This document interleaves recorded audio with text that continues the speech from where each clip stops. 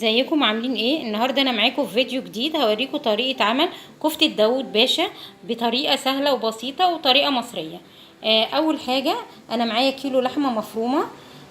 كمان معايا ربطه بقدونس الاوراق بتاعتها.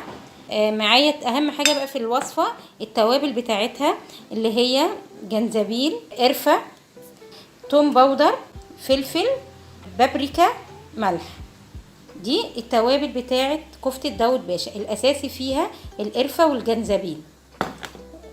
بصلاية كبيرة انا ضربتها كده ناعم، وهضربها تاني مع اللحمة عشان اللحمة المفروض بتبقى ناعمة شوية عن اللحمة المفرومة العادية. هضربها تاني مع البصل كده لحد ما تنعم.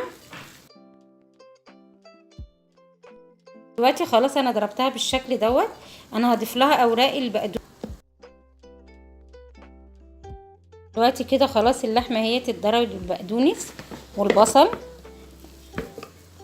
لو انت ما عندكيش الكبه اللي انت ممكن تعملي فيها، ممكن تعجنيها بالشكل دوت كده يندمج كله مع بعضه. دلوقتي انا هضيف التوابل بتاعتي اهي كلها مع بعض مره واحده، وهبدا ادعك اللحمه كويس جدا لحد ما كل التوابل دي تندمج كلها مع بعض، ونسمغ اللحمه كمان. دلوقتي اللحمه خلاص اهيت بقت بالشكل دوت كده. جبت صينيه هنا، حطيت فيها معلقه زيت، وهبدا اكور اللحمه واحطها في الفرن. هي المفروض تستوي من فوق في كميه زيت كبيره في الطاسه، بس انا ما بحبش اعملها كده عشان ما تبقاش فيها نسبه دهون عاليه، فبعملها بالطريقه ديت في الفرن. كفته اهيت عملتها كلها كور كبيره شويه، وهي بعد ما هتستوي هتصغر، فانت لما تيجي تعمليها بقى خليها كبيره كده عشان لما تستوي هتصغر شويه عن حجمها. هدخلها الفرن. اهي دلوقتي انا خلاص حطيتها في الفرن على نار عاليه، وكنت الفرن مسخناه قبليها. وبعد ما تستوي او تنزل ميتها شويه هرفعها فوق على الشبكه عشان تحمر.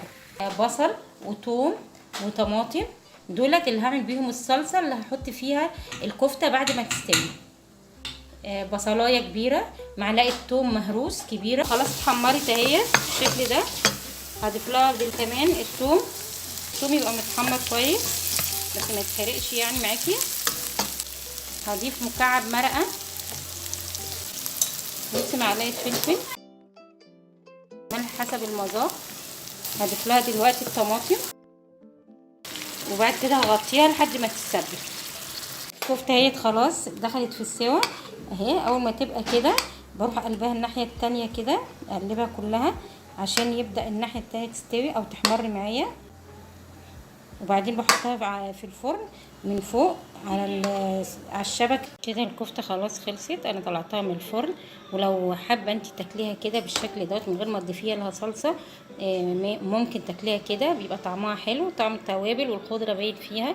ودي تبقى طريقه مختلفه عن الكفته العاديه. قوامها سميك اهو كده، وانا ظبطت الملح بتاعها اهي. وهبدا اضيف لها، بس مش هاخد الزيت اللي تحت دوت كده ديت عشان ما تبقاش دسمه. وهغطيها واسيبها تغلي شويه، وبعد كده هبقى اغرفها. نهائي الكفته داوود باشا. واتمنى ان هي تعجبكم، وبالهنا والشفا.